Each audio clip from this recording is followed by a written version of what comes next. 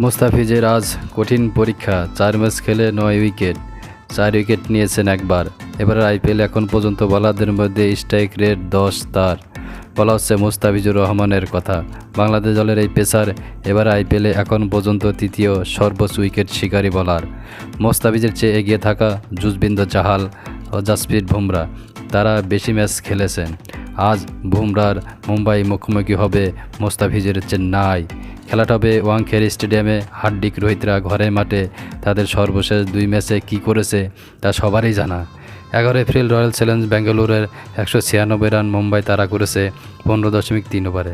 7 April Delhi ক্যাপিটালসের বিপক্ষে আগে bat করে মুম্বাই করেছে 5 উইকেটে 234 রান। বুঝতেই পারছেন, আজ চেন্নাইয়ের বিপক্ষে মুম্বাই খেলবে ব্যাটিং স্বর্গে। মুম্বাইয়েরও দলটা যেন ভালো, উইকেট বিস্ফোরক ব্যাটিংয়ের জন্য আদর্শ। টপ অর্ডারে রোহিত শর্মার সঙ্গে ঈশান কিষানের জুটি দারুণ জমে উঠেছে।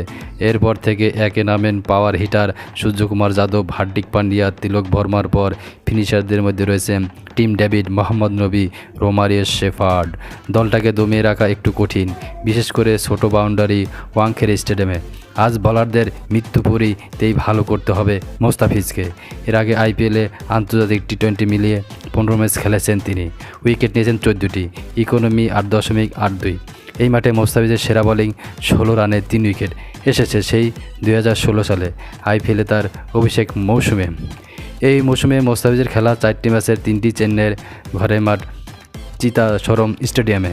মুস্তাফিজের 9 উইকেট, 8টি এসেছে সেখানে, ইকোনমি 6.75। আজ চেন্নাইয়ের একাদশে থাকলে মুম্বাইয়ের মাঠের পরীক্ষায় মুস্তাফিজ কেমন করেন সেদিকেই চোখ থাকবে সমর্থকদের। প্রিয় দর্শক, আপনারাই বলুন, মুস্তাফিজ কি আজকে সর্বোচ্চ উইকেট শিকারী হবে? তার মাথায় কি আবার পার্পল ক্যাপ উঠবে?